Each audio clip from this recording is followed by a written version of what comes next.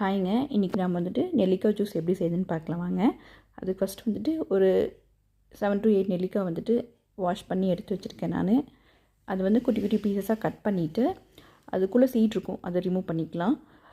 நமக்கு வந்துட்டு ஒரு நாளைக்கு ஒரு நெல்லிக்காவே போதுமானது, அதை எடுத்தாலே போதும்.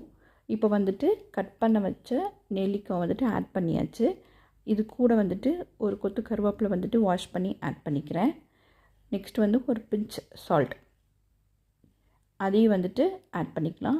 ஆட் பண்ணி தண்ணி ஊற்றி அரைச்சிக்கலாம். அரைச்ச இந்த மாதிரி இருக்குது. நெக்ஸ்ட்டு வந்துட்டு இதை வந்து ஃபில்ட்ரு பண்ணி எடுத்துக்கலாம். நமக்கு வந்துட்டு ஒர்க்கிங் மாம்ஸில் நிறைய பேத்துக்கு டைம் இருக்காது. ஸோ அவங்களாம் வீக்லி ஒன்ஸ் இந்த மாதிரி ஃபாலோ பண்ணிக்கலாம். ஸோ இது மாதிரி ஜூஸ் கிடச்சிருக்கு எனக்கு. அது ஒரு டம்ளரில் வந்துட்டு ஊற்றி இப்போ வந்து பார்த்திங்கன்னா அந்த ஐஸ் க்யூப் ட்ரே இருக்கும், அதில் வந்துட்டு நான் ஊற்றி வச்சுக்கிறேன். இதில் வந்துட்டு டெய்லியும் 2 க்யூப் எடுத்துகிட்டு நார்மல் வாட்டரில் ஆட் பண்ணி குடிச்சிட்டு வந்திங்கனாலே நல்லா உங்களுக்கு வந்துட்டு டிஃப்ரென்ஸ் தெரியும்.